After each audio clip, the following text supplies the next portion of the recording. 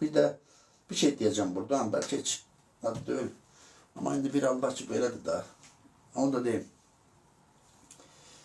Bu günlerde bu Ağadadaş Ağayev, xalq artisti, bir müsahibə verib. O müsahibədə deyir ki, mən qapımı döydü filan. Olsaydı, indi təkrar olsaydı, gene eləyərdim. Və indi bu müsavatda da bizim başımıza kəsilib. O Sevinç xanım başına döndüyüm özünü bu milletin anası kimi aparır, ham yağılı verir filan eləyir. O deyir ki, mən əgər orada mən ona reaksiya verməsəydim, onda gərək tuman geyinib çıxaydım filan. İndi Sevinç Osmanlı da çıxıb ona ağıl verir orada. Niye böyle danışır bu xalq artisti filan?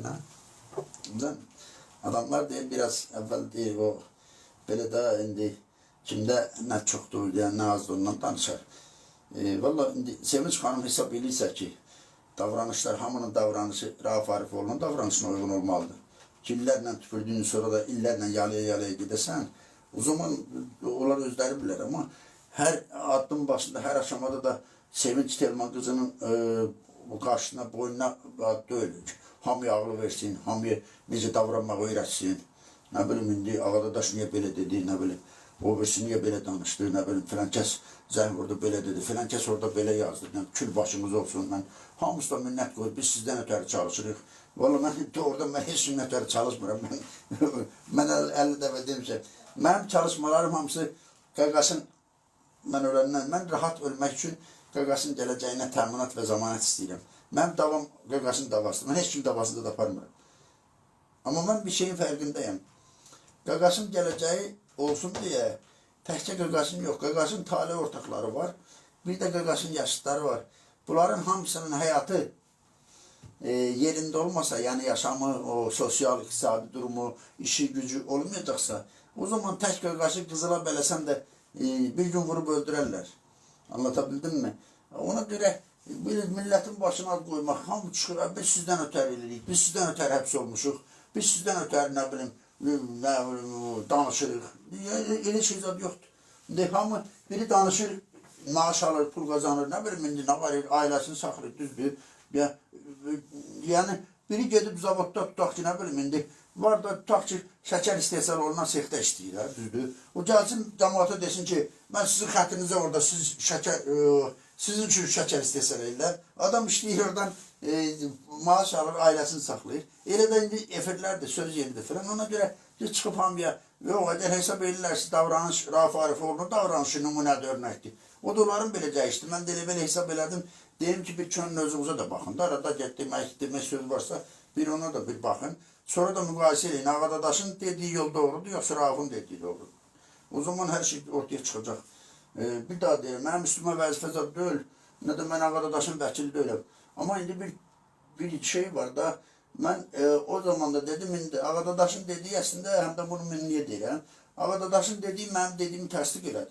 Mən o proses başlayanda heç mən Ağadadaşı tanımazdım ki, kimdə Ağadadaş, nə salam kəlamı da olmamışdı. Amma mən biraz obyektiv baxdım, çoxlarından fərqli olaraq. Balta şəkili şəhidlərindən Ağadadaş belə filan, ay qudurub, ay nə bilim, bu kasıblara belə filan. Mən də dedim, arkadaşlar, baxın, bu Ağadadaş yaşlı başlı bir adamdır. Bu saat səhərin köründə, saat 7-də, nə bilim, 6-7 arası, nə bilim, o vaxtda adam, şortikdə əlində balta, Ağadadaş yaşlı bir adam küçüyə çıxmaz, orada nəsə olub. Ağadadaş əslində onu dedi. Onu dedi.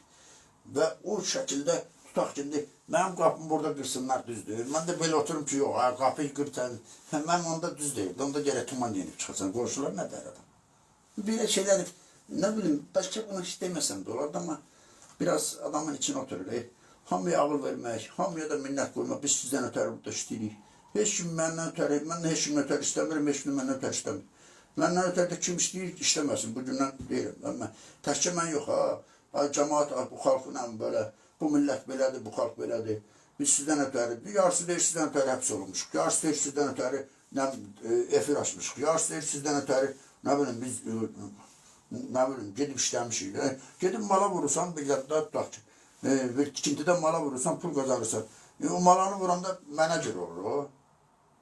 Mən də burada danışıram, özüm üçün danışıram. Mən burada danışmasam, İndi özümə görə dostlarım var, tanışlarım var. Və bunların əksəriyyətini mən bu efirdən, bu jurnalistika fəaliyyətindən qazanmışam. Yəni, əgər mən burada olmasam, onlar da olmayacaq demək.